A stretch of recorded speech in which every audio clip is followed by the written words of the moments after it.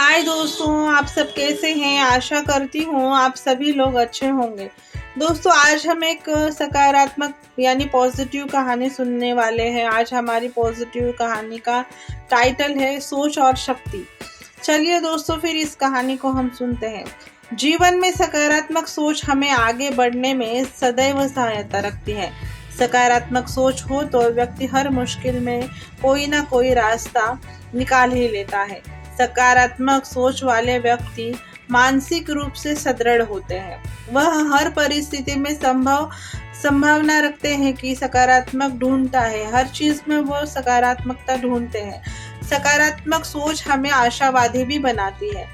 सकारात्मक सोच की शक्ति की प्रेरणादायी कहानी तो जीवन में हर परिस्थिति में सकारात्मक दृष्टिकोण रखने को प्रेरित करती है। ऐसी ही एक आज हम कहानी सुनने वाले हैं। एक बार एक राजा के 3 पुत्र थे। राजा यह जानता था कि उसका कौन सा पुत्र अधिक बुद्धिमान है। राजा अपने बच्चों से बहुत प्यार करता था, अपने पुत्रों से बहुत प्यार करता था, लेकिन वो राजा को तीनों पुत्र समान ही थे। तो एक दिन राजा ने सोचा कि मैं ऐसा क्या करूं जो मुझे मेरे बच्चों के बारे में जानना चाहिए। तो राजा ने एक दिन एक ऐसा सोचा कि मेरे पुत्र को ऐसा कौन सा पुत्र है जो अधिक बुद्धिमान है, जिसको मैं सत्ता सौंपूं, या उसका जो भी कौन सा ऐसा पुत्र है जो ज्यादा बुद्धिमान है। अब बुद्धिमत्ता देखने के लिए राजा ने सोचा। राजा ने सोचने के बाद मुश्किल हालातों में कौन से सबसे अधिक सकारात्मक सोच रखता है और अधिक सकारात्मक सोच अपनाता है। ऐसा सोचने के बाद राजा ने तीनों पुत्रों को एक एक सिक्का देकर कहा कि इस सिक्के से ऐसा कुछ खरीदो जिससे तुम्हारे कक्ष का कोना कोना भर जाए। तो ऐसा बोल के राजा अपने कमरे में चला गया। फिर तीनों बच्चे सोचने लगे कि मेरे पिताजी आखिरकार इतने बड़े राजा है, इतने बड़े सिक्के हैं मेरे पिताजी के पास, फिर भी राजा ने हमको एक ही सिक्का क्यों दिया है, आखिरकार एक सिक्के से क्या होगा। फिर तीनों बच्चे सोचने लगे, तीनों पुत्र सोचने लगे। फिर सबसे बड़े वाले पुत्र ने सोचा कि आखिरकार ऐसा क्या सोच करे कि ऐसा एक सिक्के से क्या होगा।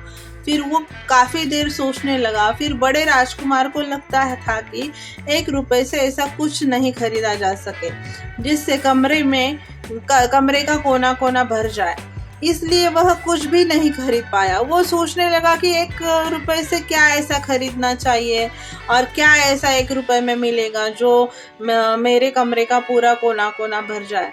तो वो ज्यादा सोचने लगा, लेकिन उसको कुछ समझ में नहीं आया। फिर उसको लगने लगा कि मेरे पिताजी ने मुझे ऐसे ही 1 रुपया दिया है, 1 कॉइन दिया है, तो एक सिक्के से मैं ज्यादा कुछ तो खरीद नहीं सकता। इस वजह से वो बाहर नहीं गए और वो घर में ही रहे और सिक्का भी उनके पास ही था, इसलिए वह कुछ भी खरीद नहीं पाया।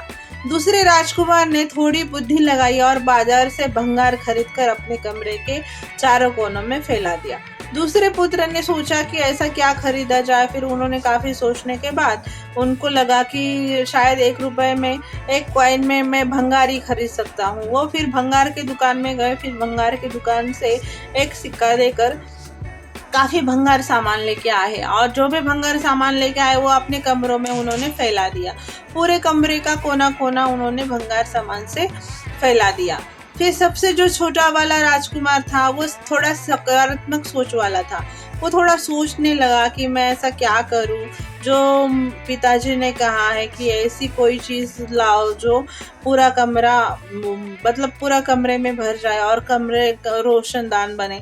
इस वजह से उसने थोड़ा सोचने के बाद वह सोचने लगा कि मेरे पिताजी एक इतने बड़े राज्य के राजा है, अगर एक सिक्का दिया है तो जरूर ऐसी कोई चीज खरीदने को जिससे कमरे का कोना कोना भर जाए।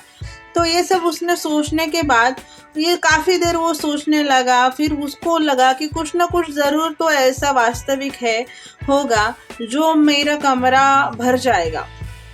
तो उसने अपने पिता की बात को ज्यादा सोचा, ध्यान दिया पिता की बातों पर। उसने अपने पिता की बात को ध्यान से समझकर वह बाजार से दिए खरीद कर लाया। जो दिए दिए रहता है ना, वो दिए खरीद के लाया। वो दिए खरीद के लाने के बाद उसने कमरे से सभी दिए को जलाकर पूरे कमरे के कोने कोने में वो रोशनी के दिए भर दिए। पूरा कमरा रोशनदान हो गया, कमरे से पूरा उजाला, इतना प्रकाश, काफी कमरा खूबसूरत लगने लगा और सभी कोनों में उसने दिए लगा दिए। तो राजा ने रात्रि को तीनों पुत्रों के कक्षों का निरीक्षण किया। सब राजा ने तीनों पुत्रों के कमरे में जाकर कमरे का हाल देखा कि कौन से बड़े पुत्र ने क्या लाया है, कैसे कमरा सजाया है। दूसरे नंबर के पुत्र के कमरे में भी गए तो उनके भी कमरे में उन्होंने देखा कि इसने तो भंगार का सामान लाया है, पूरा वेस्टेज सामान लाया है। तो फिर आखिरकार वो लास्ट के तीसरे नंबर के बेटे के कमरे में आया। तो फिर कमरे में आने के बाद उन्होंने देखा कि तीसरे बच्चे के कमरे में आकर देखते हैं तो पूरा कमरा उजाला, इतना उजाला दिख रहा था कि राजा खुश हो गया। और आखिरकार राजा ने सोच लिया कि मेरे बड़ा बेटा उसने कुछ नहीं लाया, से 2 नंबर का बेटा उसने भंगार सामान लेके आया और तीसरा बच्चा जो है उसने दिए लाके पूरे कमरे में दिए बिछा दिए और इतना कमरा रोशनी से रोशनदान बन गया।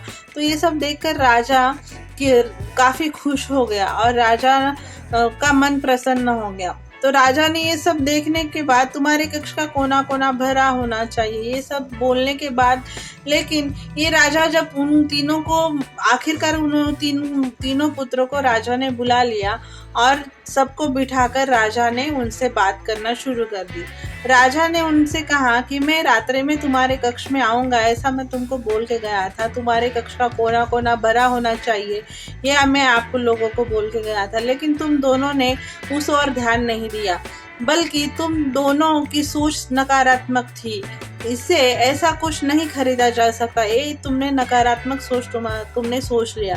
तो तुम्हारे छोटे भाई की सोच सकारात्मक थी, उसने समाधान पर ध्यान दिया, उसने बाजार से दिए खरीदे और अपने कक्ष का कोना कोना रोशनी से भर दिया। तो दोस्तों, ये सब बात जब राजा अपने दोनों पुत्रों को बोलता है और तीनों पुत्रों की जब बातें सब बड़े भाई को 2 नंबर के भाई को और 3 नंबर के भाई को सबको बैठा के बोलता है, तो राजा ने बोलता है कि तुम दोनों बड़े होने के बावजूद भी तुम नहीं सोच पाए, लेकिन छोटा जो तुम्हारा भाई है, जो तुमसे काफी साल छोटा है, तो उसने तुमको देखो कितनी अच्छी काम किया है, उसकी सोच सकारात्मक थी। इस वजह से उसने, मैं जो बोल रहा था मेरे समाधान पर उसने ध्यान दिया और उसने बाजार से दिए खरीद के लाए और उनका कक्ष इतना रोशनी से भरा हुआ है। तो दोस्तों, ये सब बातें राजा ने जब बोला तो काफी उनके तीनों पुत्रों को खुशी हुई और राजा भी काफी खुश हो गए। तो दोस्तों, इस कहानी से हमें क्या सीख लेनी चाहिए? जब हम नकारात्मक सोच रखते हैं तो हम समस्या के आने पर समस्या को इतनी बड़ी मान लेते हैं कि समाधान पर ज़्यादा ध्यान केंद्रित नहीं कर पाते।